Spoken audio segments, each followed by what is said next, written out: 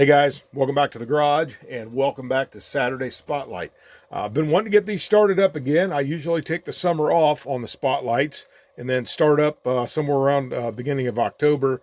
Didn't work out that way this time with all that was going on. Then Dad passing away got me backed up.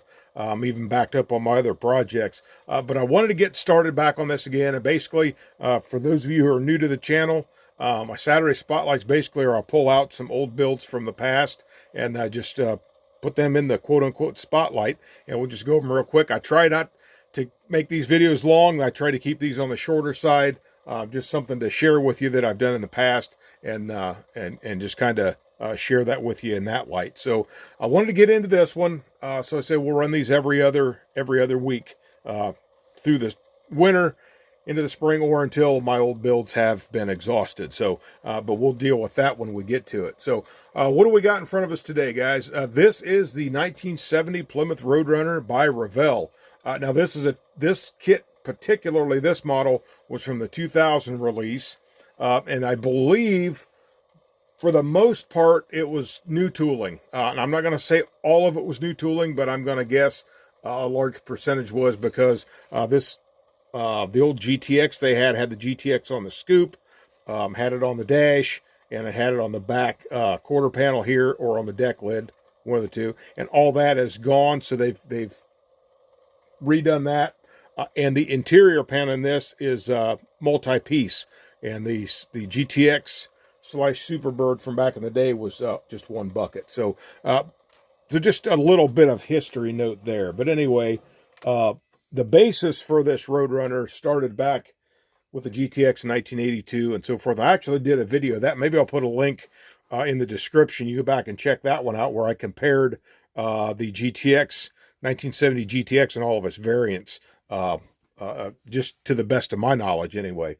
But so that's just a quick little brief history. Now, I built this in 2010 and I actually built it for my dad. So this was actually down at his house and part of his collection.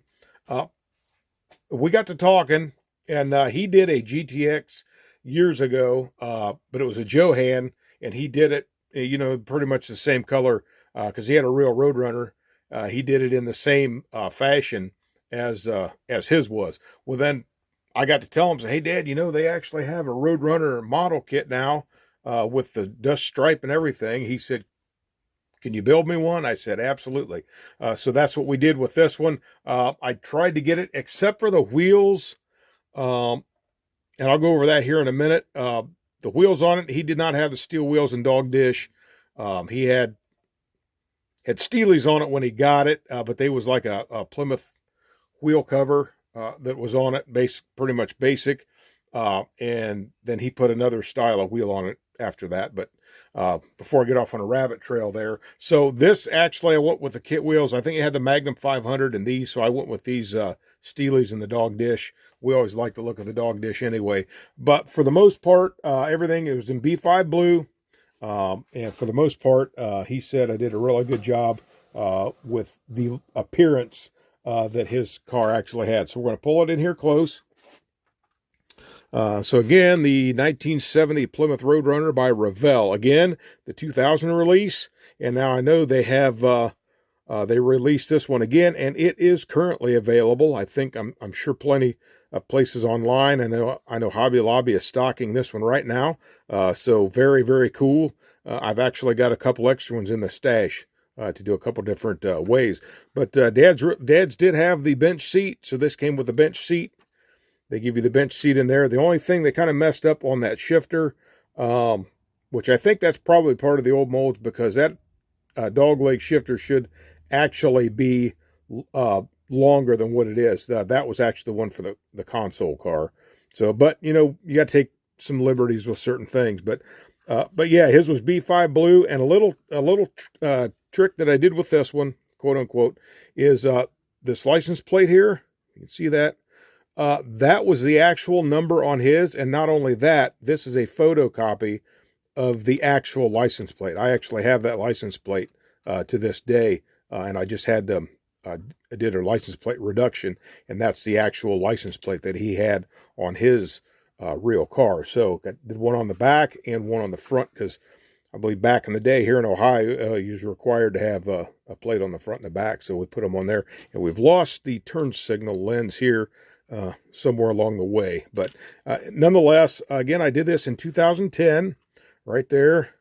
Got my initials, and then 10. I try to sign all my cars when they're done. And I did this one on the premise, basically like just come along with the overspray on the bottom there. So basically the primer bottom with the overspray on the bottom side there. Like I say, bottom one more time, huh? We'll take the hood off because we're going to lose it otherwise, but just did the basic engine. Dad's had the 383 4-barrel, but, you know, for the sakes of it, he said just use the kit parts. That was not going to be any big deal. So this is the 6-pack engine, 440 6-barrel on this. And then just, again, did the blue outside with the blue inside there. And then, now he had on his did not have the tick-tock tack. So let's see, let's turn it this way. Maybe you can see it better. He ended up putting a sun tack. And I think right there, if you see, I got it. It's going to show up right there mounted on the steering column. Maybe you see it through you can see it right there through the windshield. So, so he had a tack mounted to the steering column because, you know, it did not have that factory tachometer. So, but anyway, this kit was cool because it come with the air grabber decals. There you go, right there. Now this had this, and I didn't use setting solution back in the day, so I think that if I had that, would have stayed better. But that one, the black in the center, would have said 383 there. And again, if they had the light package, part of the light group, it would have your turn signals in the back of that scoop right there. So, but yeah, air grabber. And as I'm stumbling here, yeah. But anyway, guys, I did the steel wheels, and again, a little bit of a I say inaccuracy. Maybe it isn't, but at least you know, like for the standard car, these are cop car wheels. So you more than likely, unless they were an option, probably wouldn't have found them on many street versions of the Road Runner. But anyways, nonetheless, that's where we wanted to go with that dog dish look. So we just painted those a little bit different color than the body. And this paint turned out okay. I think I did this through a rattle can. I think it might be actual automotive paint, but I did it through a rattle can. So, I mean, it turned out all right. The only thing I'd like to see, and I can't remember if the new release has it or not, I'd like to see the decal, because these would say Road Runner right here on this scoop. You know, and then, of course, the dust stripe. And then the new ones have the actual bird. This must have been under a year under licensing issues, and it looks like they might have got that taken care of, because the new decals has the actual, you can see the actual bird there. So, but I put the dual mirrors on it. Just pretty much use the parts from the kit. I did go back to the engine again real quick. I did wire it, but I was still using thread at the time. So, it is what it is. But Dad was well pleased with it. It's set. As I drop my hood here, 1 second, guys, before it falls where we lose it all together. We got it. Whatever I was saying.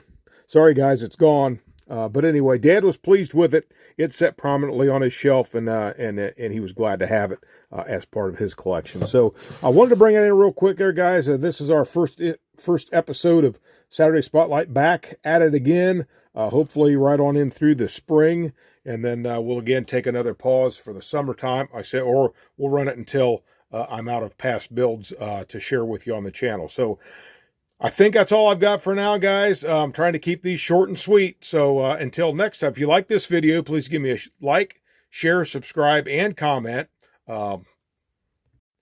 Subscribers, thank you. I appreciate it so much. So until next time, this is Eric from Eric's Model Garage, and you guys have a great day. God bless you, and happy modeling.